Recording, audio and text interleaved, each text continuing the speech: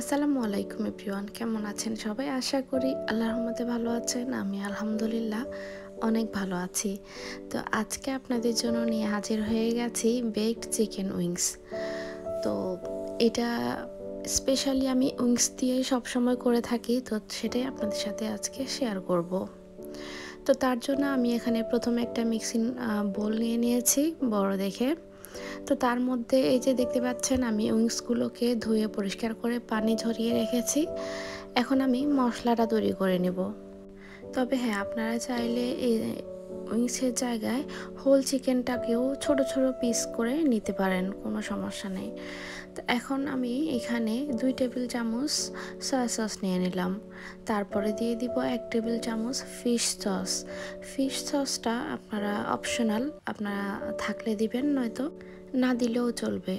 তো এখন আমি এর মধ্যে দিয়ে দিচ্ছি 1 টেবিল চামচ রসুন আর 1 টেবিল চামচ আদা বাটা। তা আমি এগুলো আমার মিক্সড করেই আমি পেস্ট করে রাখি। তো এখানে আমি 2 টেবিল চামচ আদা বাটা রসুন বাটা ইউজ করেছি। তো তার মধ্যে আমি এখানে দিয়ে দিয়েছি 1 টেবিল চামচ জিরা গুঁড়ো, 1 টেবিল চামচ মরিচের গুঁড়ো আর 1 টিস্পুন ধনিয়া গুঁড়ো। তারপরে এখানে 1 চিমটি পরিমাণে আমি দিয়ে দিলাম হলুদ। হলুদটা জাস্ট আমি কালারটা সুন্দর আসার জন্য দিয়েছি, না দিলেও পারেন। তারপরে আমি এখানে দিয়ে দিচ্ছি 1 টেবিল চামচ লেবুর রস। তো এখন আমি দিয়ে দিব লবণটা স্বাদ মতো। তারপরে আমি এগুলোকে একটু মিক্সড করে নেব প্রথমে। তো মশলাগুলোকে মিক্সড করে এখন এর মধ্যে আমি চিকেনগুলো দিয়ে দিচ্ছি। তো চিকেন আমি এখানে প্রায় 2 কেজি থেকে সামান্য কম আছে। এই যে চিকেনের আমি এখানে মাথা থেকে একটু কেটে নিয়েছি, আর ফুল উইংসটাই আমি আর কেটে ছোট করিনি, পুরোটাই আমি গোটা রেখেছি।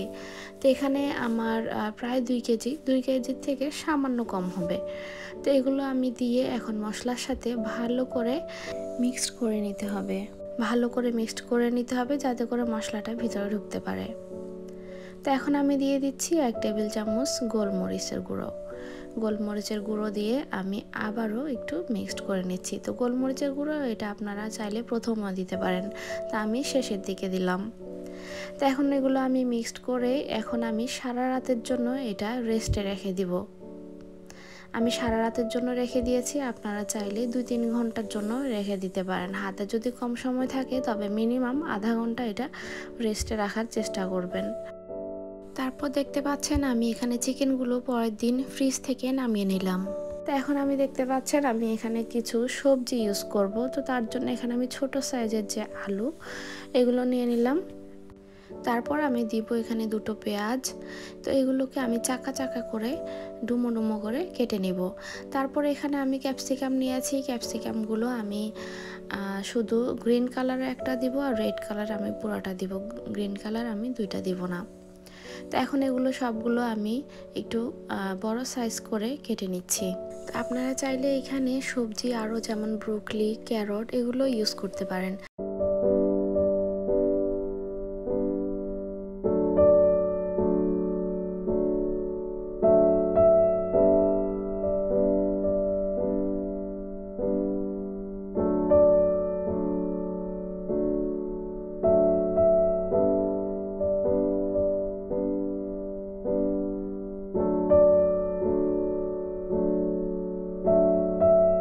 তো এখানে আমি বড় একটা টমেটো কেটে নিলাম, এতে করে একটু জুসি ভাব থাকে এই চিকেনের মধ্যে।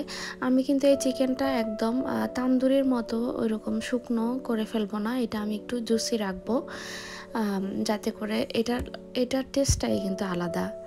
তো এখন এই আলুগুলা দেখতে পাচ্ছেন, এগুলা কিন্তু আমি খোসা যদি ফেলতে যাই এগুলা খুবই কষ্ট হবে, আর এগুলা নতুন আলু দেখতেই এমনি সুন্দর, এগুলো খোসা না ফেলেই এখানে কিন্তু ইউজ করা হয়।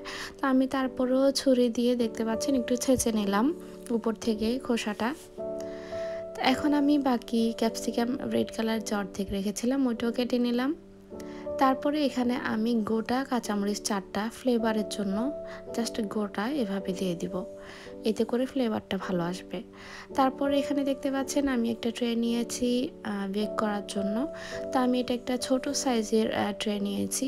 আমার ওভেনের ট্রেগুলো কিন্তু মানে অনেক বড় এটার তুলনায়, তো আমি ছোট সাইজের নিয়েছি যাতে করে জিনিসটা চিকেনটা জুসি ভাবটা থাকে।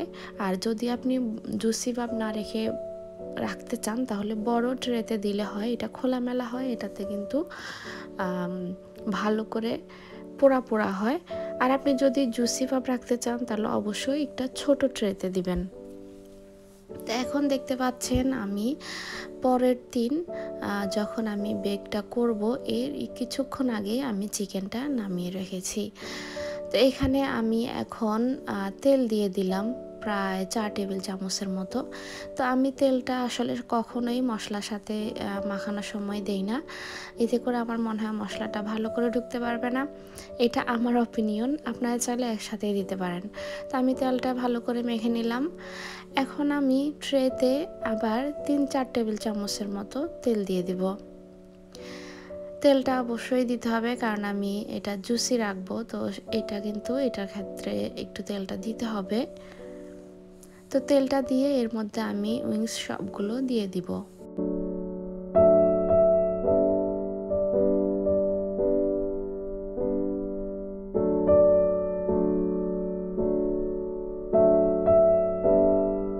উইংস সবগুলো নেওয়ার পরে দেখতে পাচ্ছেন বাটির মধ্যে এখানে অনেকগুলো মশলা রয়ে গেছে।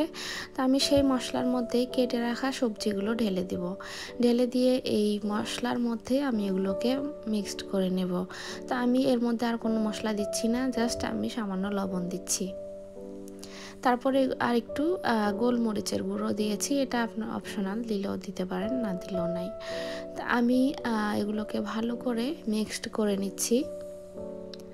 দেখতে পাচ্ছেন এই বাটিতে কিন্তু পর্যাপ্ত পরিমাণে মশলা রয়ে গিয়েছিল, তো সেগুলোতেই আমার সবজিটা মাখানো হয়ে গেছে। তো এখন আমি এই সবজিগুলোকে এই চিকেনের মধ্যে ঢেলে দিচ্ছি। এখন আমি এই সবজিগুলো চিকেনের মতো ভালো করে মিক্সড করে নেব। তো এই মিক্সডের ক্ষেত্রে একটু খেয়াল রাখবেন যাতে করে চিকেনগুলো উপরে উঠিয়ে দিবেন আর আলুগুলো যাতে করে একটু নিচে থাকে, তাহলে হয় কি চিকেন থেকে যে পানি বের হবে ওই পানির ফ্লেভারে আলু আর সবজিগুলো কিন্তু ভীষণ মজা লাগবে খেতে, আর চিকেনগুলো উপর থেকে একটু পোড়া পোড়া ভাব হবে। তবে সব কিছু সমন্বয়ে এটা জুসি ভাবটা থাকবে। আমি অপরদিকে আমার ওভেনটা আমি 10 মিনিটের জন্য ফ্রি হিট করতে দিয়ে দিয়েছি। এখন আমি দেখতে পাচ্ছেন ওভেনে দিয়ে দিচ্ছি। ওভেনে আমি 180 ডিগ্রি সেলসিয়াসে আমি এটা আমার হতে প্রায় 1.5 ঘন্টা সময় লেগেছে। আমি একটু এটা জুসি ভাবটা রাখার জন্য 180 ডিগ্রিতে আমি ট্রেটা কিন্তু একটু নিচের দিকে দিয়েছি, মাঝামাঝি থেকে একটু নিচের দিকে, যাতে করে আমার এটা তাড়াতাড়ি পুড়ে না যায়, জুসি ভাবটা থাকে। তো আমি সেজন্য মাঝামাঝি থেকে একটু নিচে দিয়েছি ট্রেটা। তো দেখতে পাচ্ছেন আমার এটা প্রায় আধা ঘন্টা পরে আমি এটাকে আবার একটু নেড়ে চেড়ে দিচ্ছি। তো এইভাবে করে আমি 2 বার নেড়ে চেড়ে দিব। তো এখন এই যে নেড়ে চেড়ে দিব, তারপর আমি অপেক্ষা করব চিকেনগুলো হওয়ার জন্য। এই যে দেখতে পাচ্ছেন আমার চিকেনগুলো হয়ে এসেছে, প্রায় হয়ে এসেছে। এখন আমি এই ট্রে নিয়েই আজকে আপনাদের সাথে পরিবেশন করব। বলুন তো, এই ট্রে নিয়েই পরিবেশন করব, এটা কি আর সার্ভ করার প্রয়োজন আছে? আমার তো মনে হয় না।